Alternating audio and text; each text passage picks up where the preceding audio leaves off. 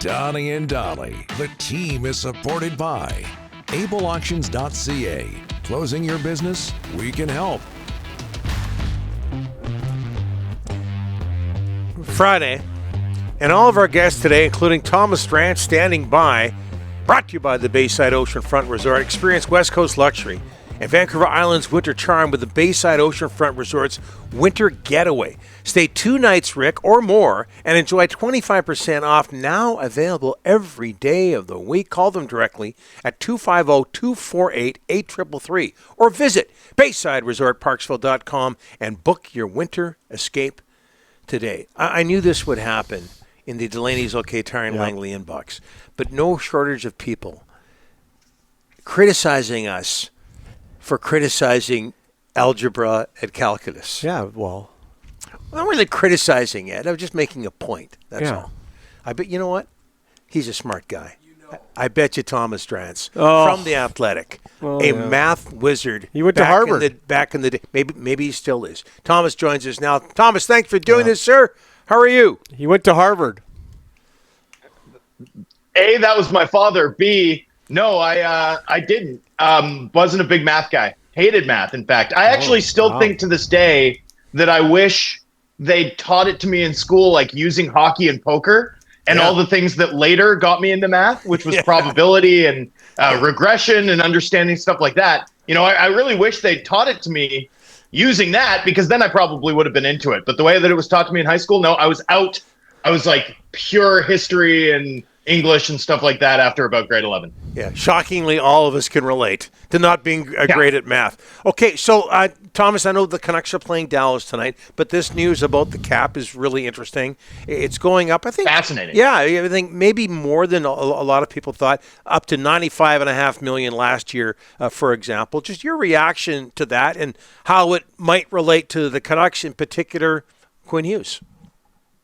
So I tend to be a bit of a cap doomer, and I think it's important to note that what we're looking at today from the league and the Players Association is not an estimate. You know, I've long laughed at Bill Daly gives scrum outside of, you know, the Shakers in Boca Raton and throws out these projections, right? And it's like, okay, maybe, but don't take it to the bank exactly.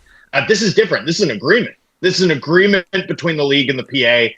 Cap going up, you know, $10 million a year basically across the next 3 years. Obviously, it's subject to some wiggle room, some change, some renegotiation, but this is a pretty broad outline and a pretty firm one. This is, again, something to take very seriously.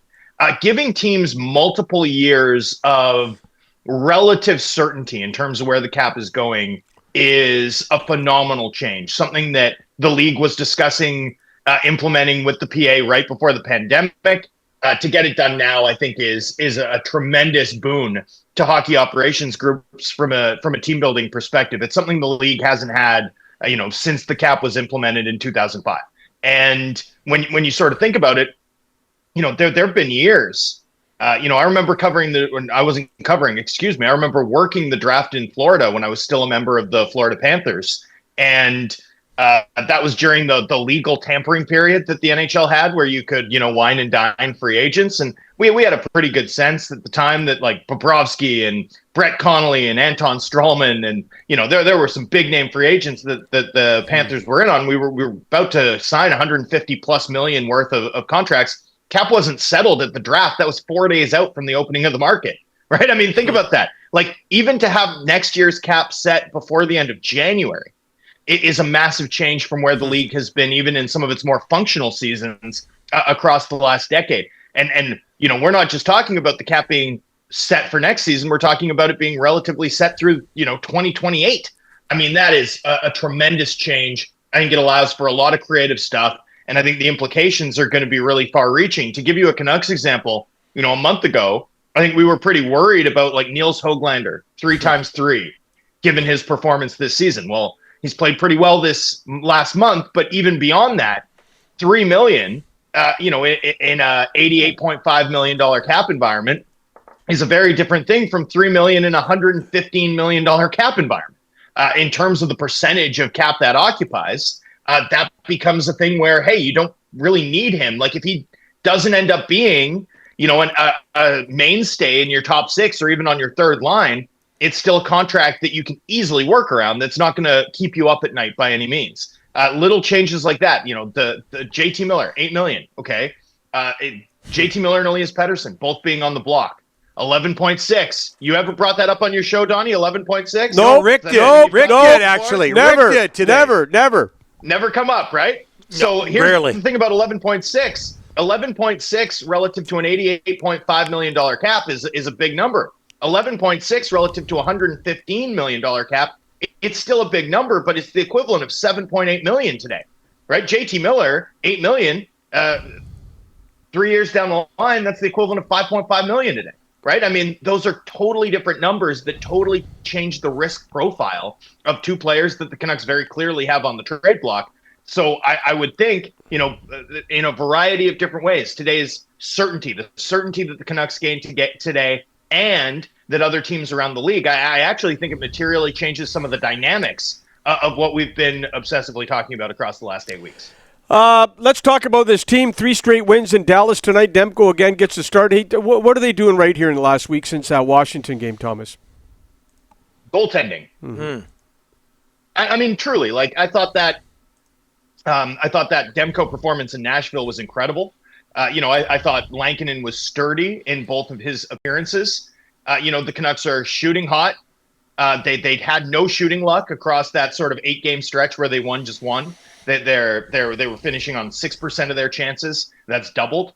And they were getting .888 goaltending, worse than the league across, basically like a 3-week stretch. And they've got .950 goaltending across these last 3 games. That's what's changed. The team's getting sturdy goaltending and they're finishing their chances. And we know from what we saw last season and sort of the logic of what this team requires, right? They're a lockdown defensive group. They play pretty well defensively. And they have a lot of one-shot scorers and they have a star goaltender when he's up and running and playing up to his ability. And when all of that sort of comes together, it's they're hard to score on. They're going to take their chances and their goaltender is going to be better than your goaltender most nights. And that's a pretty tough equation for, non-elite opponents to solve. The Canucks have looked like that team again across the last 3 games, but I don't think there's been some improvement on breakouts. I think that's part of it. I'm not disparaging sort of anything about how the team has played, but why have the results flipped on them? They're finishing and they're getting saves. And I think that's instructive because I think we need to look at this style of hockey. Mm-hmm. We need to look at the ability of this team. We need to look at the volatility of results year after year. And I think it's really important to understand that as perception around this group has ebbed and flowed, I mean, what's been the difference? Stellar goaltending seasons, stellar goaltending stretches where they're scoring in bunches. And ultimately, those are more ephemeral elements of team performance, like controlling play, actually outplaying your opponent. I thought Nashville generated more than Vancouver did. Vancouver got the goaltending performance. Vancouver took their chances. That was the difference. But that ebbs and flows over time. If this city wants to see the ultimate goal, that Stanley Cup raised above ahead at Rogers Arena, I think you have to find a way to build a team that actually controls play, that actually can sort of stack the deck in their favor. This team isn't doing that across this 3-game win streak, and I think it's important to know. Thomas, this isn't going to end until one of these guys or both are traded, but Pettersson, Miller on the trade front, what are you hearing, and are we getting closer to one of them getting shipped out of town? You know what? I'm fascinated to see if there's any impact as a result of what we learned today regarding the cap, because I do think it seriously mitigates, certainly in JT Miller's case, the risk profile, right? Because, JT Miller occupying $8 million, if there's cap uncertainty, is a very different thing from JT Miller occupying $8 million in a $115 million cap environment for those teams with resources to spend. And so, down the line, when he hits 35, if he ends up being, a third-line winger who is a specialist on the power play, a 60-point guy instead of the 90-point guy that he's been, you're not too concerned about it.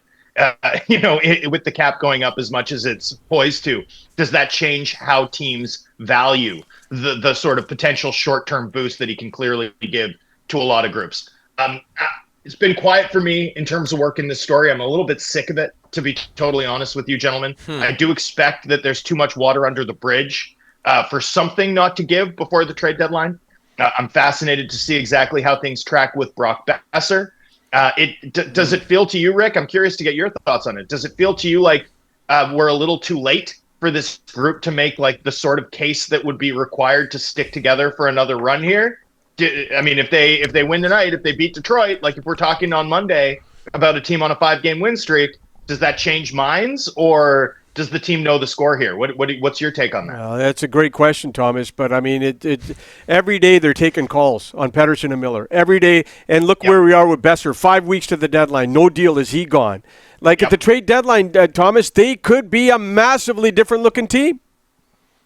Yeah, and I think that's an interesting spot to be in. Obviously, you don't want to be pivoting away from this core. Those are difficult trades to win, and yet if this team is able to open up cap flexibility like we've seen with DeBrusk, with Lankinen, with Sherwood, with Ian Cole the year before, with the Zadorov trade, Pius Suter, Teddy Bluger, like we've seen that this group can find value in free agency, can be creative when they have cap flexibility and sort of the ability to build teams within that kind of environment. Actually, we've seen them be creative and be effective without cap space, as we saw that summer where they had to buy out OEL just to afford that Cole, Soucy, Bluger, Pius Suter quartet.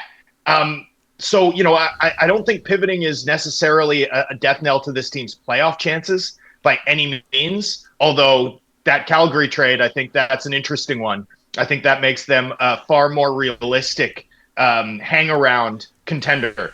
But I do think there's options for the Canucks if they pivot, and if they're able to do so in a way that maximizes their cap flexibility. That's another part of this. We've seen them nail it on the pro scouting side. They're going to have more flexibility to keep doing that as a result of today's news.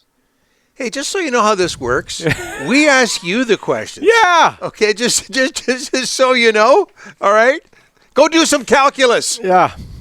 Yeah, 2 + 2 equals me hijacking this interview. Sorry, guys. No problem. Thanks, Thomas. Thanks, boys. Have a great weekend. Yep.